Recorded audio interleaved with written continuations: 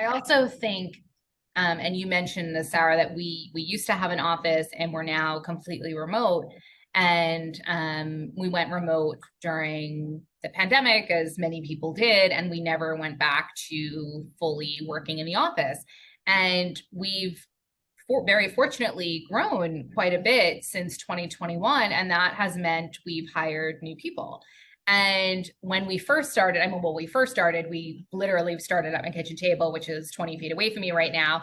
And then when we grew, we had a WeWork office where we all worked it was like a one-room schoolhouse. We all were in the same office every single day. So you really, really got to understand how people operate. You got to understand people's personalities. You saw them as they were on client conference calls. So if someone was a little anxious or someone was really excited about it, you could feel the energy in the room. And that's not the case anymore, right? So, for some of I'll say, like, there are two employees that we have right now that we've never met in person. Obviously, we've met them many times. We've never been in the same room with these people. Because they're not in the New York City area. And while we will meet them, right now we're relying to some degree on what we can pick up and what we think they might be in terms of these characteristics and how we can best manage them, because we don't have that much else to work on other than just working with them day to day. So it's been interesting as we move remote and are less, less not as close to these people, quite literally, of how we can use what we've learned to try to track people's personalities in a way that you're just not seeing from the everyday anymore. Yeah. And a lot of companies I know can relate to that. And it's like trying to get to know people over Slack channels or emails. And so it is just, it can be a shortcut and just a starting point.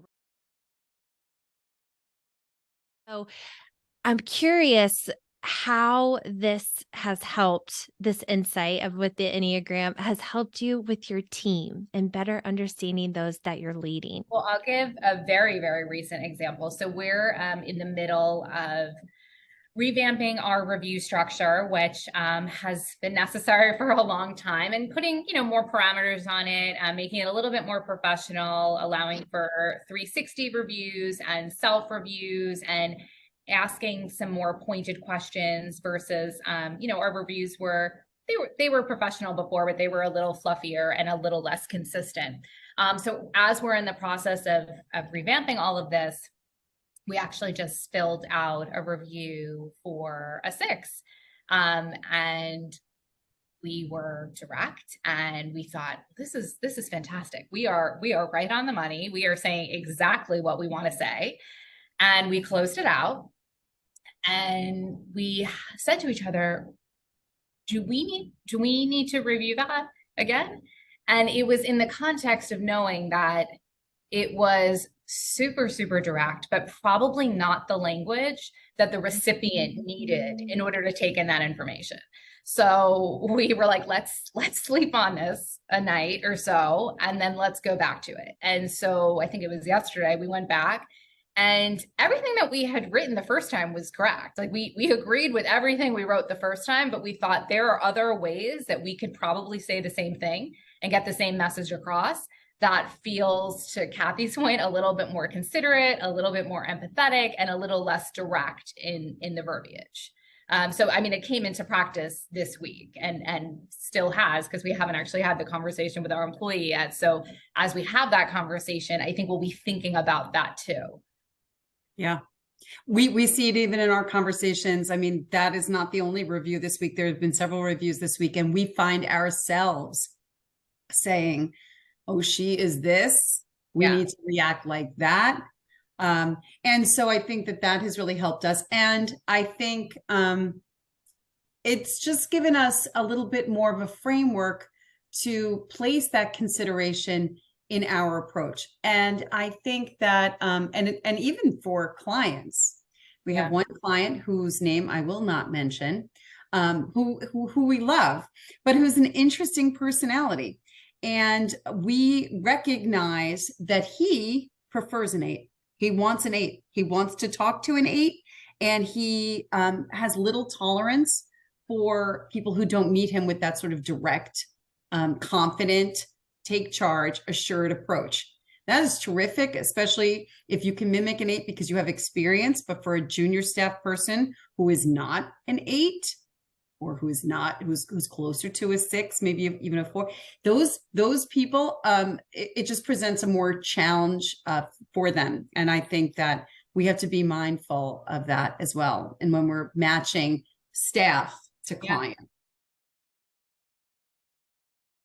Okay, so I want to talk about that really quick. Yeah. And this actually was a great question that came up in a workshop that I did a couple of weeks ago, because we spend a lot of time understanding other types.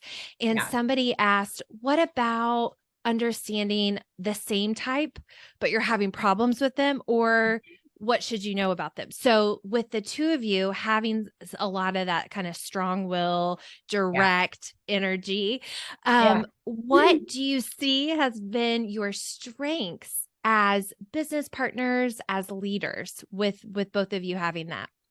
So I think, just the natural tendency to not sugarcoat things, I think is a positive, but obviously, as we're looking, and for the viewers or the listeners, I guess I should say, Sarah came in and did this for our entire team. So this wasn't just learning about ourselves, which it was incredibly helpful, but we also got to understand what some of our employees are. So our type 8, Cathy and I, have a tendency to be very direct. We do not sugarcoat things.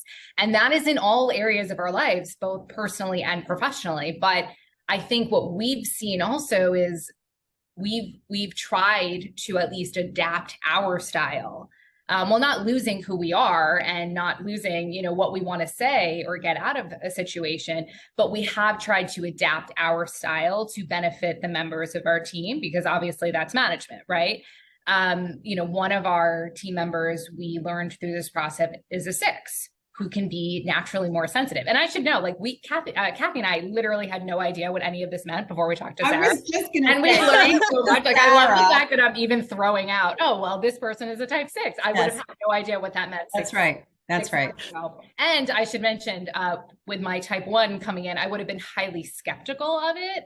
But anyway, and we really have had to, not censor ourselves, but we've had to be more cautious perhaps with the words that we're using or how blunt we are in some cases. That is your number 1, because you use the word cautious, and I would have said considerate, both C words. There you go. There's that 1 and 2 coming in. See, Sarah, you think we don't pay attention when you talk, but we do pay attention when you talk.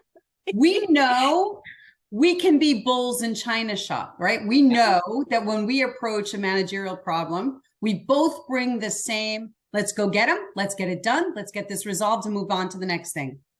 Stacy takes her words more cautiously. I take the words a little more considerately. I do think we have learned that other people are not 8s. That's really the shocking news for everyone. Not everyone appreciates our approach, and that's the moral to this story.